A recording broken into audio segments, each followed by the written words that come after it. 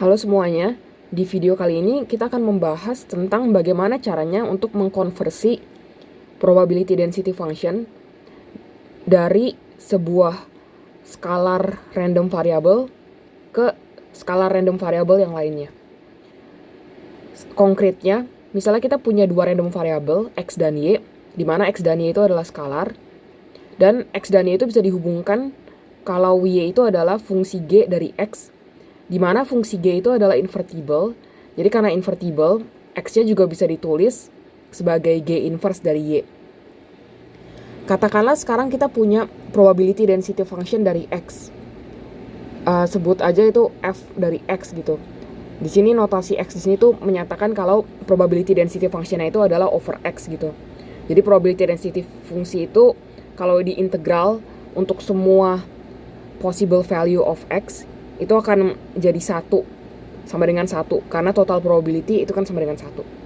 Nah, jadi kalau misalnya kita tahu fx dari x, yang kita mau tahu adalah apa probability density fungsinya dalam variabel y. Jadi ini apa? Oke. Jadi bagaimana untuk cara mencarinya? Jadi probability density fungsi jadi saya akan tulis dulu satu persamaannya dan bisa dilihat kalau persamaan itu make sense kalau probability density fungsi dari x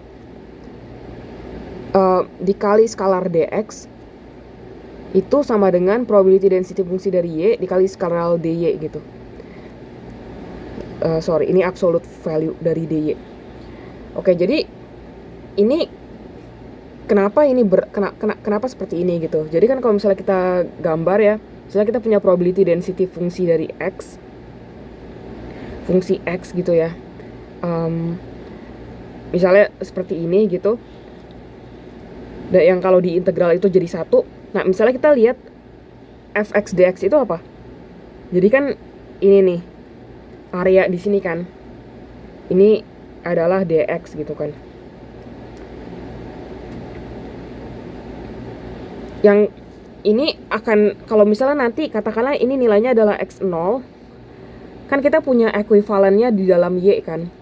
Ini adalah y0 yang adalah g dari x0. Jadi kita mau kalau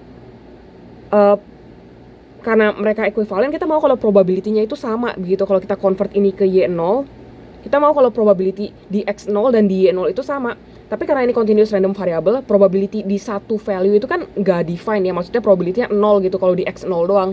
Jadi kita define-nya itu bukan cuma di x0, tapi dari x0 sampai sedikit lebih daripada x0, misalnya dx gitu, x0 plus dx. Dan kita mau juga define dari y0 sampai sedikit di depannya y0 ditambah dy begitu. Nah, terus kenapa di sini saya kasih absolute value? Karena bisa aja karena ini kan kita maunya probability kan. Jadi kan yang di sebelah kiri ini positif dan yang di sebelah kanan ini juga positif begitu.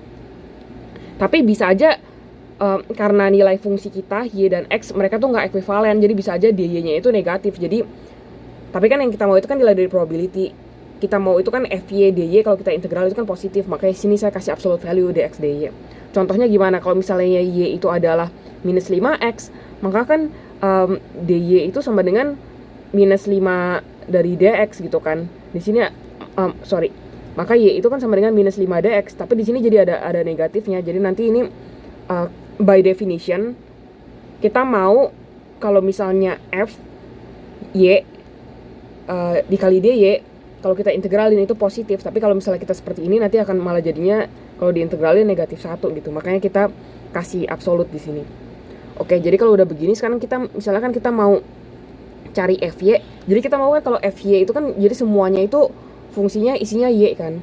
Jadi kalau kita tulis di sini fy itu kan adalah fx dari x dikali absolut dari dx dy. Tapi kita bisa lihat di sini kalau misalnya x itu kan bisa kita tulis jadi inverse y gitu kan. Dan dx dy itu kan x-nya itu kan inverse y, jadinya ini g inverse y begini. Jadinya ini gitu. Kalau misalnya kita punya random variable x dan kita punya probability density fungsinya, dan kita mau tahu, misalnya kita punya y itu fungsi dari x, di mana fungsinya itu invertible, kita mau tahu probability density fungsinya kalau kita tulis dalam bentuk y itu seperti apa, yaitu seperti ini begitu. Oke, terima kasih.